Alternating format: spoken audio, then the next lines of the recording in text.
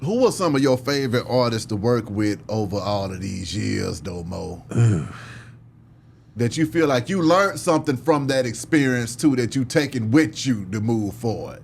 Ball and them are always gonna be my favorite because all the things that we've been through together, and I owe a big part of like my career to working with them. So like they always gonna be at the top through thick and thin because we went through a lot of bullshit.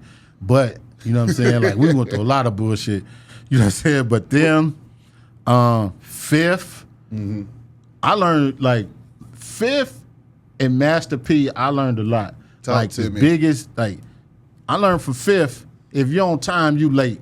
If you say, "Look, man, we got an interview at 1 o'clock," Yeah. and you show up at 1 o'clock, Fifth already in that motherfucker damn near doing the interview. He looking at you like, "Nigga, what was you at?" You know what I'm saying? Yeah. So you know he always on time, and he always people think Fifth just be blurting out shit, but Fifth know what he's talking about. Yeah. You know what I'm saying? Everything is calculated. You know what I'm saying? And he gonna speak his mind. Yeah. And he gonna stand by it. So Fifth was definitely Fifth, one of my favorites. K-Dot, Kendrick. Yeah. Just cause like just to see him and just like the Compton camaraderie. 40 Water is, you know what I'm saying, was one of my favorites just because it was just like, I'm saying artists, it'd be like a brotherhood, it was like homies. Yeah. 40 Water was my favorite. 40 Water, shout out to him. And if you ever interview him and you ask him, he'll tell this BS story about we was in Vegas Yeah.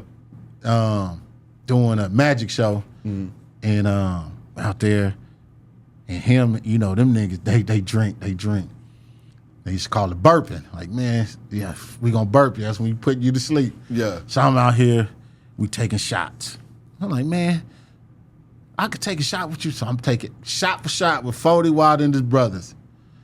Man, the next thing I know, I'm shooting dice at the crap table. Them folks at the casino like, hey, sir, you shooting the dice the wrong way. You supposed to shoot them that way. You can't play no more. Them niggas laughing. I'm thinking everybody laughing in slow motion. Next thing I know, dog, I'm in the hotel room. I'm in my room, fully clothed, like how I get here. with a bunch of texts and shit like, we burped you, you all right, buddy? You know, so you know what I'm saying? So 40. What about Master P?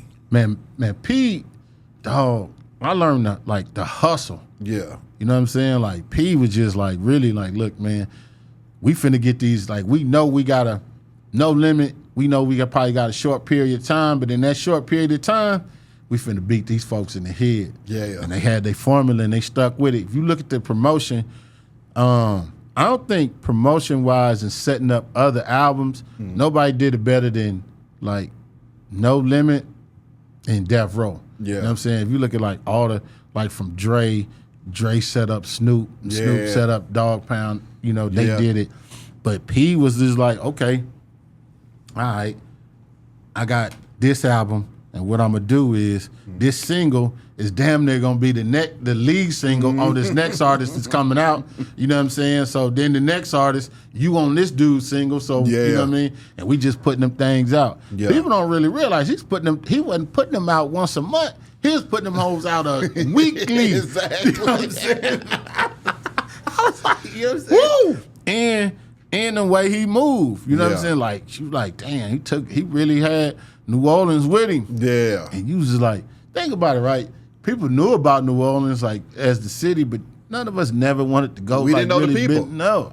You learned about New Orleans from P. Yeah. You know what I'm saying? Respect the Cash Money, respect everybody else. Yeah. The world learned about New Orleans from P. Yeah. You know what I'm saying? Just You were like the first one. You know, we learned about Memphis, you know what I'm saying, from 3-6 and Ball and G. Yeah, Ball and G. You know what I'm saying? Like we never I learned about, I mean, some people knew about Atlanta from Freak Nick and But you know what I'm saying? Outkast is the ones that kicked it down. Outkast. I ain't gonna front, man. When I first came to Atlanta, I thought Outkast, everybody knew about Outkast, and everybody like, who the biggest thing out there? Outkast.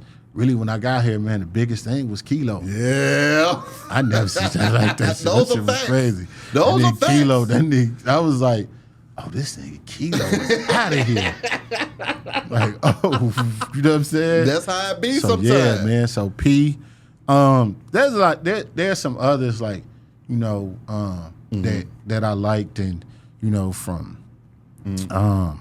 Boot Camp Click, you know what I mean? I love rocking with them, to like, you know, to Dub C, just because like what it meant to me, seeing them, like some cat seeing growing up and then finally being able to work with them. So that's what I wanted to ask you about too. Being from Compton, to see a young K-Dot come out of there, man. What was it like seeing him pick up the torch after all them years too? Dog. So like, and then be the best. The craziest thing is like for Dot, I was hip to Dot, like Dot's program. If you look at like look at DJ Quick's program, right? Yeah. What people don't know, like Dot ain't still his program or mimic DJ Quick's program or how he came out. But DJ Quick was the first mixtape rapper that got a deal. We didn't call it mixtapes. We called it swap meet tapes. Yeah. But DJ Quick is the name. It's actually original swap meet tape. You go research DJ Quick, the red tape. Yeah. It's actually Quick is the name. Come on. You know what I'm saying? So, but he would put these like swap meet tapes out. So then go to Dot. Dot was like a freestyler. Like, you know what I'm saying? He was barred up. Yeah. But then he'd go to different neighborhoods, you know what I'm saying, and battle niggas. And then, you know what I'm saying? Of course, now he was topping him now. Now, take it, he had his homies. Yeah. You know what I'm saying? Who was hood. But then he got with topping them, so now it's cool. Like, okay, we coming through, and him and J-Rock would go through and bar niggas up. Yeah. So then he started putting out his mixtapes, which like Training Day, I think in Training Day he rapping over, you know what I'm saying, everybody else beats. Yeah. But if you listen to him on Training Day, he telling niggas back then, nobody don't want it. I don't care who you are, come see me. I'm finna be the best. That goes for anybody. Yeah. You know what I'm saying? Like, and so you seeing this, and then he just like going on tour. First time I seen Dot, I think his first tour was, he was opening up for Tech Nine. Yeah. And they wasn't even doing big venues. So he did that, but he paid his dues. And just to see his hustle, you know what I'm saying? And it's still like 10, 15 years later, still highly respected for the music he's putting out and the lyrics and everything. Come on. And still just like a regular nigga when you see him.